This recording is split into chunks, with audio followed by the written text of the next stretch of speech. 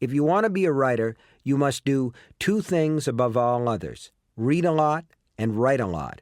There's no way around these two things that I'm aware of. No shortcut. I'm a slow reader, but I usually get through 70 or 80 books a year, mostly fiction. I don't read in order to study the craft. I read because I like to read. It's what I do at night, kicked back in my blue chair. Similarly, I don't read fiction to study the art of fiction, but simply because I like stories. Yet there is a learning process going on.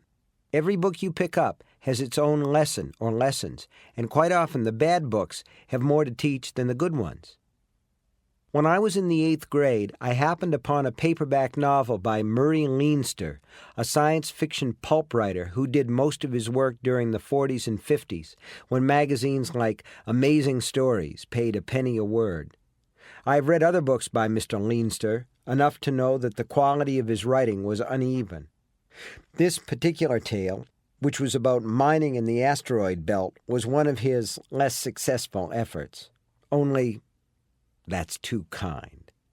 It was terrible, actually, a story populated by paper-thin characters and driven by outlandish plot developments. Worst of all, or so it seemed to me at the time, Leinster had fallen in love with the word zestful.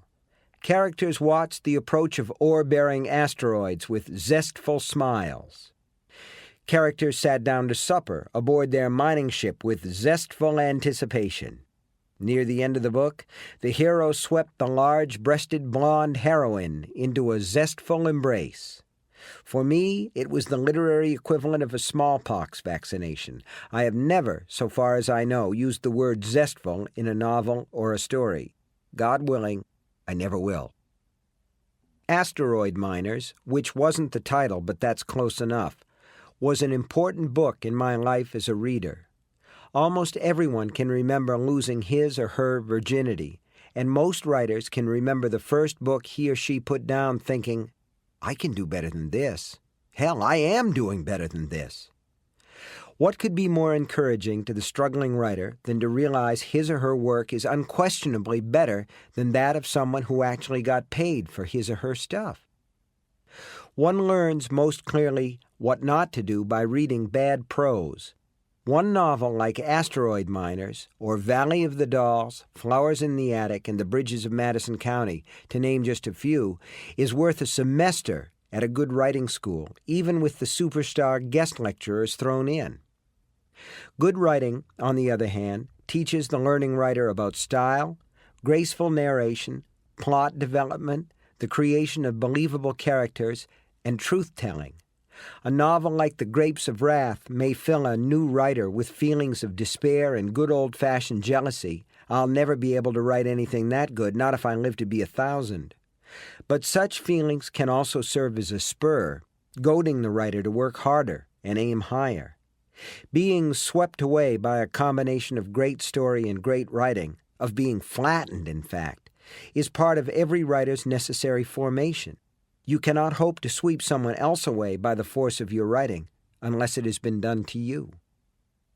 So, we read to experience the mediocre and the outright rotten. Such experience helps us to recognize those things when they begin to creep into our own work, and to steer clear of them. We also read in order to measure ourselves against the good and the great, to get a sense of all that can be done. And we read in order to experience different styles. You may find yourself adopting a style you find particularly exciting, and there's nothing wrong with that. When I read Ray Bradbury as a kid, I wrote like Ray Bradbury, everything green and wondrous and seen through a lens smeared with the grease of nostalgia. When I read James M. Cain, everything I wrote came out clipped and stripped and hard-boiled. When I read Lovecraft, my prose became luxurious and Byzantine. I wrote stories in my teenage years where all these styles merged, creating a kind of hilarious stew.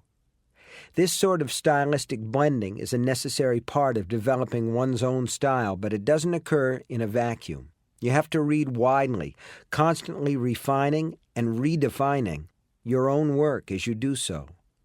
It's hard for me to believe that people who read very little, or not at all in some cases, should presume to write and expect people to like what they have written, but I know it's true. If I had a nickel for every person who ever told me he or she wanted to become a writer but didn't have time to read, I could buy myself a pretty good steak dinner. Can I be blunt on this subject? If you don't have time to read, you don't have the time or the tools to write. Simple as that.